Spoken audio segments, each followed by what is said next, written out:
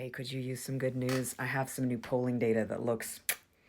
Hi, if you don't know me, I'm a sociologist who studies Christian nationalism. I want to contextualize what the data I'm about to show you with the understanding that authoritarians who get elected into democratic societies generally chip away at those institutions from within. But Trump is taking the opposite approach, where it's shock and awe tactics, right? And this different approach is showing up in Americans' responses to his presidency. This data is pulled from two separate reports from the Public Religion Research Institute, which is one of my favorite sources for up to date information about Americans' attitudes and beliefs. They just released additional data that says that 3/4 of Americans oppose Trump's stupid military parade. And this is a big deal. Of those who oppose, 76% oppose.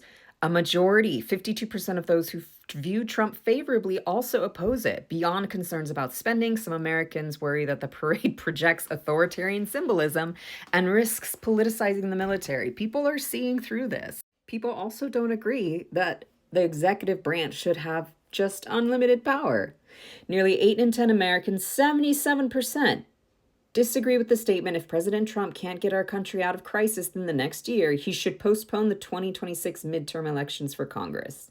Almost 90% of Americans agree that no elected official, including the president, should be above the law. And what's really interesting to me is that this is consistent even with people who have Christian nationalist beliefs. These are the folks who are generally very supportive of political violence and authoritarianism. So even they think that no elected official should be above the law, which I find heartening at this moment in time. Remember that anti-Christian task bias force that he created? 78% oppose that. Even 66% of Republicans oppose creating this task force. And importantly, Christian nationalism adherents and sympathizers also oppose it. So these are people who kind of support or like really support Christian nationalism tenets. That's a big deal. They're the people who are like, Christianity is under attack. So this is a big deal. I would like to know more information about why they reject this.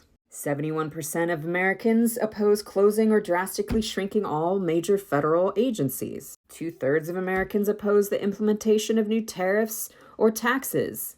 81% of Americans disagree that because things have gotten so far off track, true American patriots may have to resort to violence in order to save the country. I pulled this graph out for you. So there was a peak in 2021.